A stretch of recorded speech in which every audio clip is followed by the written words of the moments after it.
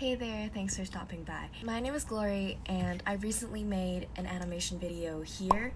So before you watch this video about the workflow, please go check that video out so you know what I'm talking about in this video. So I created a 1-minute long animation video in just 2 weeks, and this video is mostly about the workflow and how I created it, and I just wanted to show you guys the process and how simple it is. It's not that simple because you need some prior knowledge of certain softwares such as Illustrator, After Effects, and Premiere Pro, but if you know these softwares, then you're kind of on your way to just creating an animation video from scratch. It's not an in-depth tutorial, but I thought it would just be nice to share the workflow and the process. So if this is something you're interested in, keep on watching.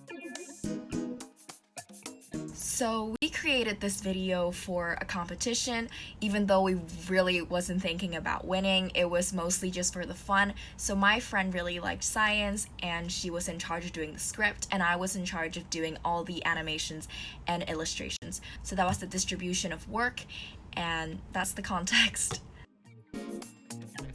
So once we decided on a topic, my friend and I did a Zoom call where we discussed through the script and how it was going to look like and the distribution of lines and all that stuff for a script. This is the script that we're working on, so as it's called FMT script, and we actually have a timeline, but actually became way ahead of schedule. I didn't stick to this timeline at all. It was supposedly to take 1 month, but I took 2 weeks instead.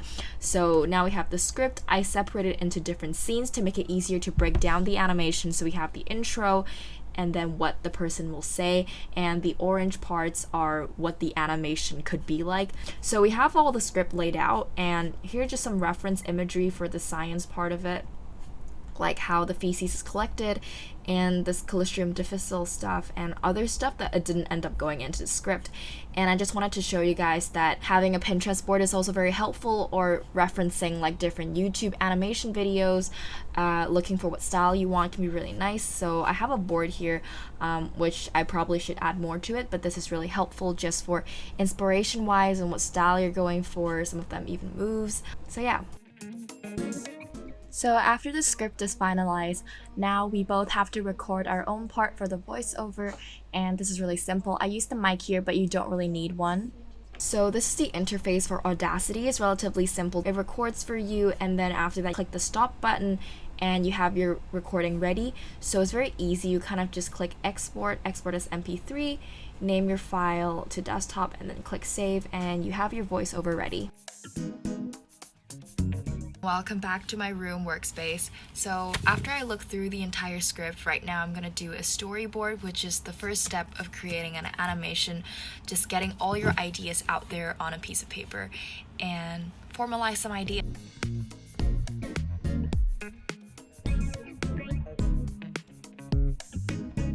So here's just a simple flip through of the storyboard. Nothing special, really simple.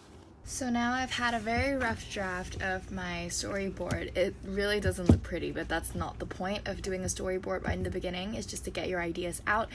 And now I'm gonna try and put them into my iPad and finalize them a little bit and then start working on the color scheme. So with the color scheme, I actually had a bit of an idea of what colors I want in my head. So now I'm just testing them out on the iPad and see which colors go well together.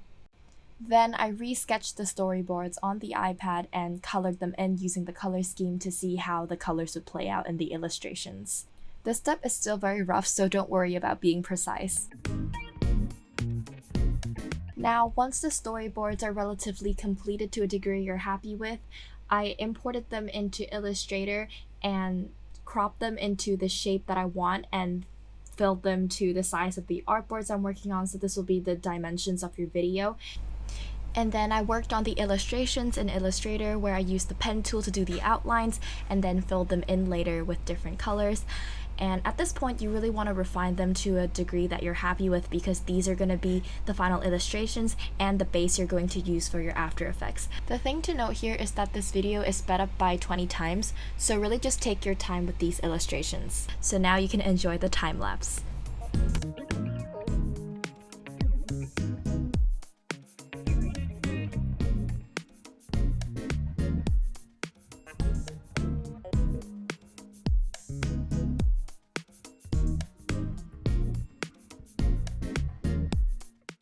now I completed all of the illustrations for my storyboard, and these are the rough base that will be used for the illustrations later in After Effects. So these are the storyboards I did on my iPad as a reference, and these ones are just the rough storyboards I did, and I transfer them into separate scenes. For example, this is scene 7. I will save that as a Illustrator file here to my desktop, and then it will be imported into After Effects. As you can see here on my project, so I have all these scenes ready, and these will be, so all the layers I have from the toilet, for example, and you have all my shape layers, which I labeled and which will be later animated.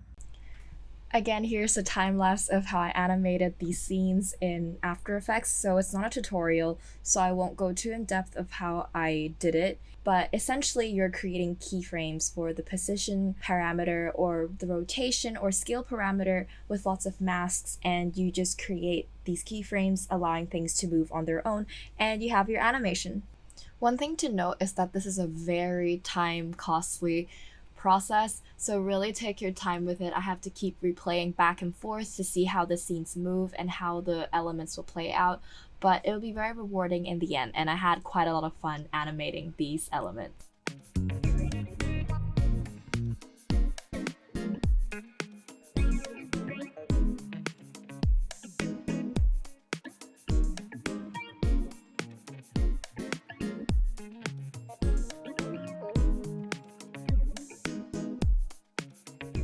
Alright guys, after a lot of keyframes later, this is my last scene, so let's just go strong for the last one as well.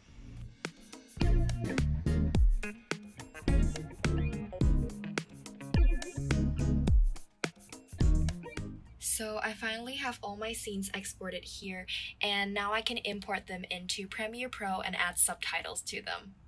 Imported into Premiere Pro, I have all of my projects here that's imported, and I redid the audio here, so I muted the one that was in the video from After Effects. It is very likely that you haven't come across yellow.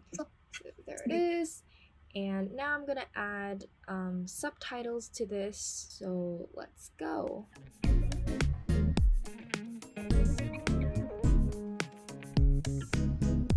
So now I have the entire thing laid out. So the pink stuff you see is the subtitles there, and the green one here is the voiceover, and this here is some copyright-free music that I found online that is able to play like that. It is very likely that you haven't come across yellow. So that's the whole thing, and now we can export it in Media Encoder. Oh, sorry, I mean, we can just export it straight from Premiere Pro. So, full animation with music. And export. And that will be the full animation. It is very... Alright everyone, so I'm at the final stage where I exported the video and then I sent it to some of my friends for some feedback just to see how the draft video is doing, and now I'm gonna write a bunch of points that I want to change in the video and then go over it again and then export it as the final version.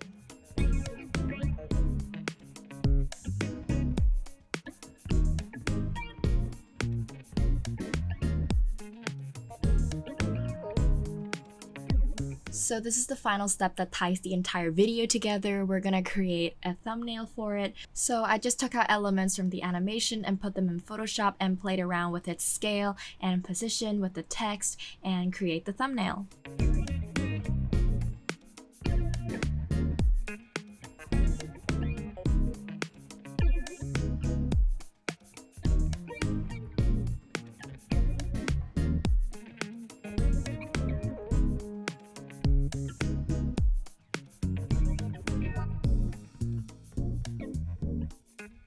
So that is the animation completed.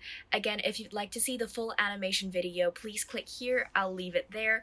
And thank you so much for taking the time out of your day to watch this video. I really appreciate it. If you learned anything at all in this video, or if I've inspired you to create your own animation, please leave it down in the comments below to let me know.